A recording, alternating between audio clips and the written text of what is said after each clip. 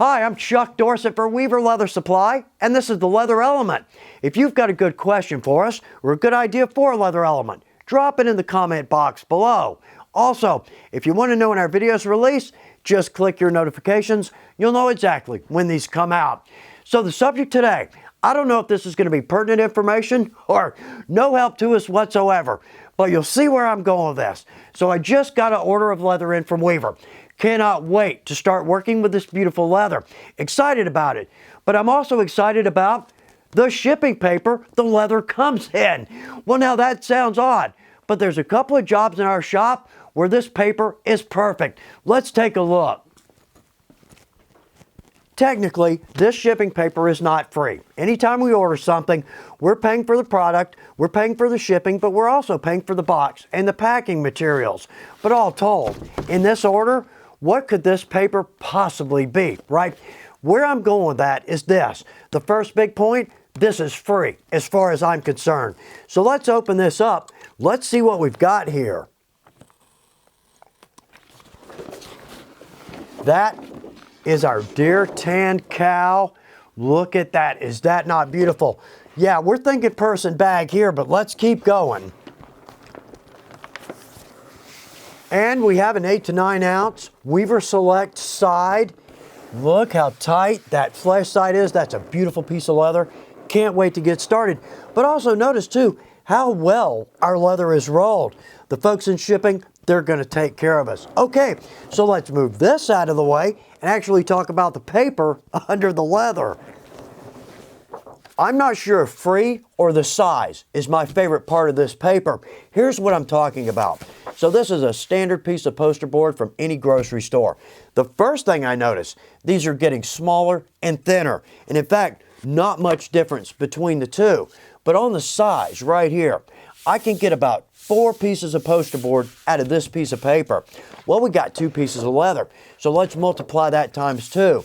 At the grocery store, that's 14 or 15 bucks we're saving right there.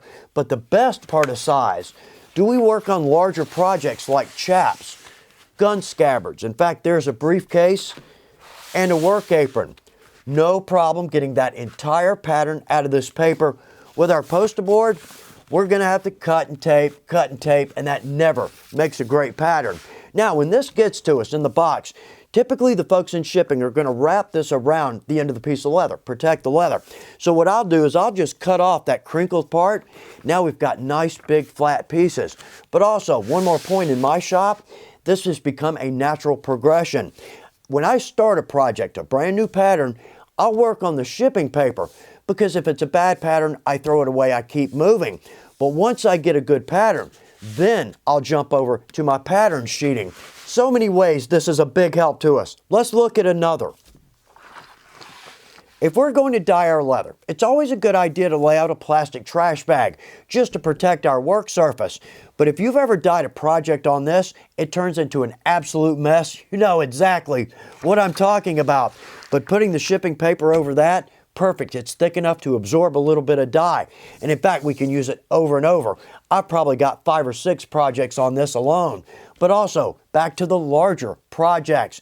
It's always hard to find a place to lay these out when they're drying with dye. Let's just lay out some paper. We can put that on any surface in our shop.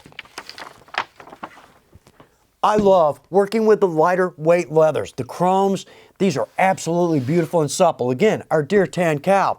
But the biggest problem with these, and it's always been an issue, storage. The best way to store this leather, flat. I do not have that much room in my shop. But what's going to happen is when we roll these, over time, gravity's going to kick in, and this is going to start to flatten. We're going to get a bad crease. And in fact, the further we go in, the worse that crease is going to get. So let's make a tube out of our shipping paper. And in fact, that's actually pretty sturdy. So what I can do with these softer weight leathers now is let's roll these onto our tube. We're never going to have to worry about creases on our leather. I wouldn't consider myself cheap or frugal, but when useful materials simply fall into our shop, we're going to use them. I hope this is good information for you. Thanks for taking time to watch The Leather Element. Good luck with your projects.